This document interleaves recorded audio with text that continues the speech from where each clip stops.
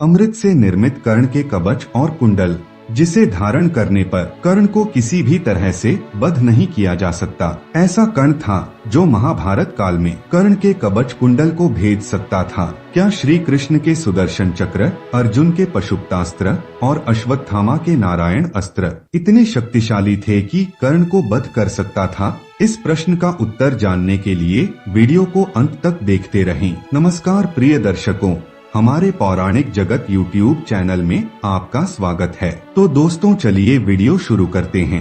सबसे पहले आइए जानते हैं कि महाभारत में देवगण, ऋषि मुनि और अन्य महान लोगों ने कर्ण के कवच कुंडल के बारे में क्या कहा था, और इस जानकारी से हम जान सकते हैं कि महावीर कर्ण के कवच कुंडल को कौन भेद सकता था। महाभारत के वन पर्व अध्याय 300 के अनुसार सूर्यदेव ने स्नेह बस रात में कर्ण के स्वप्ने में आए। उस समय उन्होंने एक ब्राह्मण का रूप धारण किया था। उन्होंने कहा कि हे कर्ण, देवराज इंद्र पांडवों को जिताने के लिए तुम्हारा कवच कुंडल लेने के लिए भेष बदलकर ब्राह्मण के रूप में तुम्हारे पास आएंगे। तुम्हारा दानशीलता वह अच्छी तरह से जानता है। तुम्हारे पास यदि कोई सत्पुरुष कुछ मांगे तो तुम किसी को खाली हाथ नहीं लौटाते, अपना सब कुछ सबको दे देते हो। हे कर्ण, यदि तुम जन्म के साथ उत्पन्न हुआ कवच कुंडल इंद्र को दान कर देते हो, तब तुम्हारा आयु क्षीण हो जाएगा और तुम मृत्यु के अधीन हो जाओगे। तुम कवच कुंडल के साथ संयुक्त होने के बाद युद्ध भूमि में तुम अभेद्य होकर रहोगे। मेरी बात अच्छी तरह याद रखना कर्ण। हे कर्ण, यह कवच कुंडल अमृत से उत्पन्न हुआ है, इसलिए यदि तुमको जीवन प्रिय है तो तुमको इन दोनों वस्तुओं की रक्षा करनी चाहिए। तुम हमेशा अर्जुन के साथ प्रतिस्पर्धा करते आए हैं, अर्थात सूरवीर अर्जुन किसी न किसी समय युद्ध के मैदान में तुम्हारा सामना करेगा। यदि तुम इस कवच कुंडल को धारण करते हो तो अर्जुन तुमको कभी नहीं हरा पाएगा, स्वयं भगवान इंद्र भी नहीं। हे कर्ण, यदि आप युद्ध के मैदान में अर्जुन को पराजित देखना चाहते हो तो यह कवच कुंडल इंद्र देव को कभी न देना। सूर्य देव की जानकारी के अनुसार जब तक कर्ण के पास कवच कुंडल होगा तब उसे कोई भी योद्धा परास्त नहीं कर सकता, और बिना कवच कुंडल के कर्ण निश्चित रूप से पराजित होगा। महाभारत के द्रोण पर्व अध्याय 180 के अनुसार कर्ण के हाथों घटोत्कच की मृत्यु देखकर सभी पांडवों की आंखों में आंसू भर आए थे, लेकिन उस क्षण भगवान श्री कृष्ण खुशी से मुस्कुराते रहे।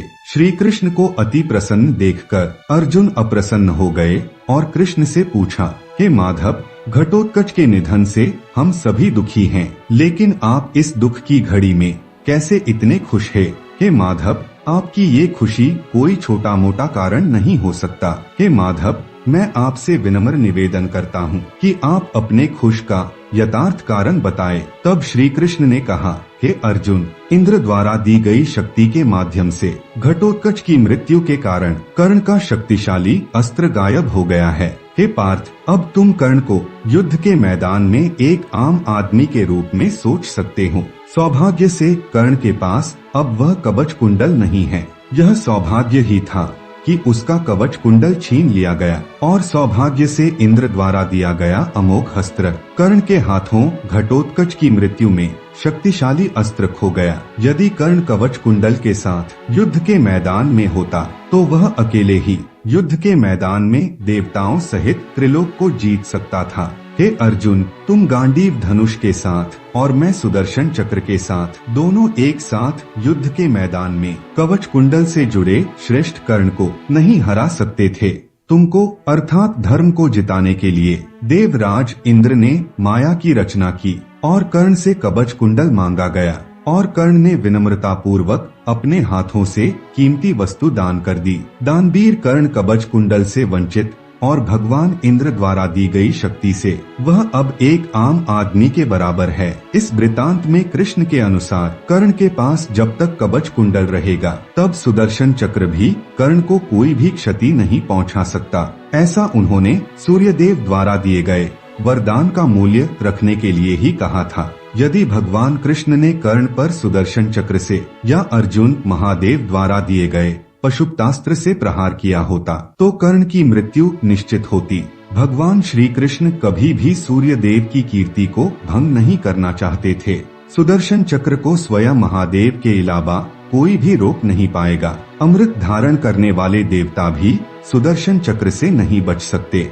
फिर दूसरी ओर जब भगवान महादेव ने अर्जुन को पशुपतास्त्र दिया, तब उन्होंने कहा था कि देवराज इंद्र, कुबेर, वरुण देव और वायु देव में से कोई भी इस पशुपतास्त्र के बारे में नहीं जानता। आम लोगों की तो बात तो छोड़ो, समस्त प्राणियों तथा समस्त त्रिलोकों में ऐसा कोई प्राणी नहीं है जिसे इस अस्त्र से न मारा जा सके। इस अस्त्र का प्रयोग आप मानसिक संकल्प, दृष्टि, वाणी और धनुष के द्वारा कर सकते हैं। इसमें से जिस तरह से तुम आह्वान करोगे, शत्रु का विनाश निश्चित है। महाभारत के अनुशासन पर्व में ऋषि उपमुन्य ने भगवान श्री कृष्ण से पशुपतास्त्र के व्याख्या इस तरह से करते हैं। संपूर्ण शक्ति को विनाश करने वाला पाशुपतास्त्र ब्रह्मा, अग्निदेव, इंद्रदेव और वरुण देव के अस्त्रों से ही अधिक शक्तिशाली। भगवान शिव के हाथों से छूट जाने पर सभी जानवरों और त्रिलोकों को एक बार में भस्म कर सकता था। यह श्रेष्ठ पाशुपतास्त्र एक गुप्त अस्त्र है। इस अस्त्र के अतिरिक्त संसार में दूसरा कोई श्रेष्ठ अस्त्र नहीं है। इसके अतिरिक्त भगवान विष्णु के 2 अस्त्र, नारायण अस्त्र और वैष्णव अस्त्र हैं, जो अचूक और अजेय हैं। नारायण अस्त्र का मुकाबला करना सर्वथा असंभव है। यदि कोई इसका विरोध करे तो इस अस्त्र की शक्ति दुगनी हो जाती है। इस अस्त्र से बचने का एक ही उपाय है, वह यह है कि यदि शत्रु सब अस्त्र शस्त्रों को त्याग कर दे, नम्रता पूर्वक समर्पण करे। इस अस्त्र का उपयोग महाभारत काल में अश्वत्थामा ने पांडव सेना पर किया था। कुछ ही समय में पांडव सेना को नष्ट कर दिया। उस समय अगर भगवान कृष्ण ने पांडव सेना को आत्मसमर्पण करने के लिए नहीं कहा होता, तो पूरी पांडव सेना कुछ ही क्षण में नष्ट हो जाता। एक बार जब भगदत्त ने वैष्णव अस्त्र से अर्जुन पर प्रहार किया था, तब भगवान श्री कृष्ण अर्जुन के सामने आकर वैष्णव अस्त्र को अपने शरीर में प्रवेश कर लिया।